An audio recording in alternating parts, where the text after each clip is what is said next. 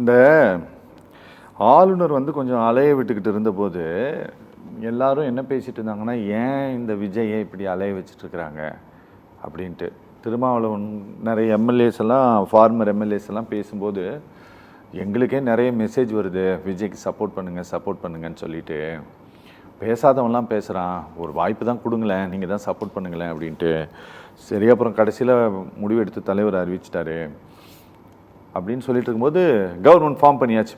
சரியா, இப்போது காமனாக இந்த அரசு அமைக்கப்பட்ட பிறகு சராசரியாக இருக்கக்கூடிய எந்த மக்களுக்கும் இந்த ஃப்ளோர் டெஸ்ட்னால் என்னன்னு தெரியாது. ஃப்ளோர் டெஸ்ட்டில் ஓட்டு போட்டால் தான் இவர் கவர்மெண்ட்டு நீடிக்கும், நிலைக்கும், இல்லை நிர்மூலமாகுங்கிறது பற்றியெல்லாம் யாருக்குமே தெரியாது. இப்போ யாருக்கும் அந்த எண்ணிக்கையெல்லாம் கணக்கே கிடையாது.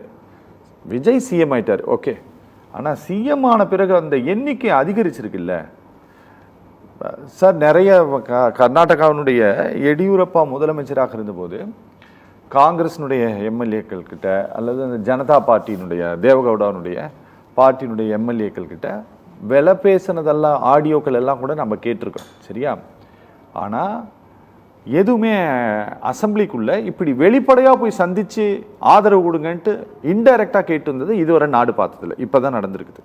ஒரு ஸ்பிளிட்டை ஒரு சீஃப் மினிஸ்டர் பொது பதவிக்கு வந்த பிறகு அதோட ஜெனரல் செக்ரட்டரியை சந்திக்காமல் போய் எம்எல்ஏக்களை சந்திச்சுட்டு வந்தது இங்கே தான் நடந்திருக்குது.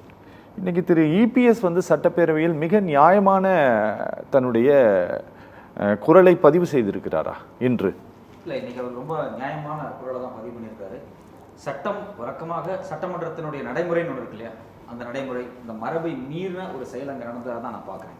இங்கே வந்து ஒரு பொதுச் செயலாளர் இருக்கார், அவர் பேசி முடிக்கிறாரு.